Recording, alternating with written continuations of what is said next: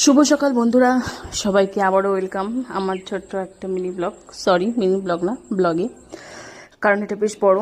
তো দেখো, সকাল সকাল ছেলে মেয়ে স্কুলে যাচ্ছে। সকাল সকাল না, এখন 10টা বাজে, মানে সব সকালের কাজ বাজ সেরে তো স্কুলে পাঠিয়ে দিচ্ছি। আর এরপরে আমার কাজ কিন্তু শুরু হয়ে যাবে।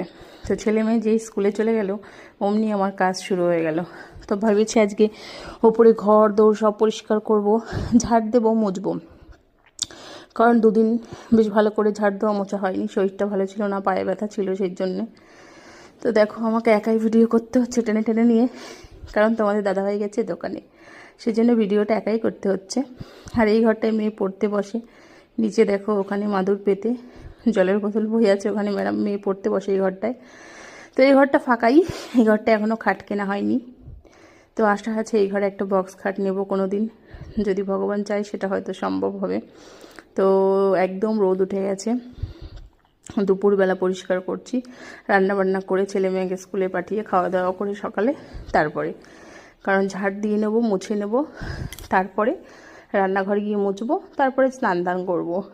কারণ স্নান করার সময় ঘরদোর না মুছলে না ভালো লাগে না, শরীর নোংরা হয়ে যায় ঘরদোর মুছতে গেলে। আর আমি সম্ভবত লাঠি দিয়েই মুছি, কিন্তু আজকে জানি না কেন ইচ্ছা হলো হাত দিয়ে মোছার জন্য। কারণ হাত দিয়ে মুছলে না বেশ ভালো পরিষ্কার হয়, নোংরাগুলো বেশ ভালো পরিষ্কার হয়।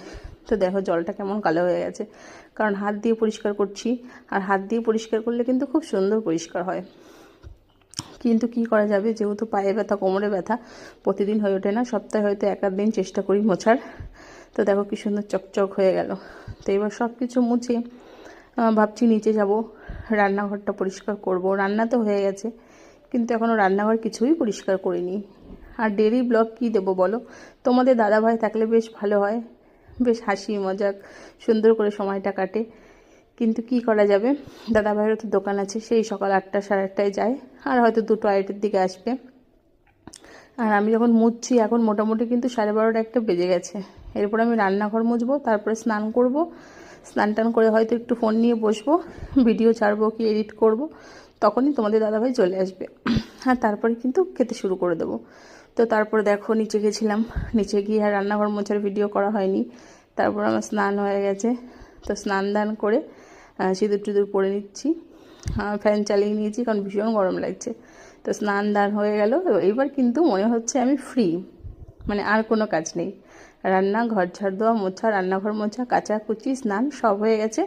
আর পুজোটা ওইদিকে মা দিয়ে দিচ্ছে, এবার আর কোনো কাজ নেই। এবার একদম তোমাদের দাদাভাই যতক্ষণ না আসবে ততক্ষণ কিন্তু আমি ফোনে কাজ করতে থাকবো, মানে ভিডিও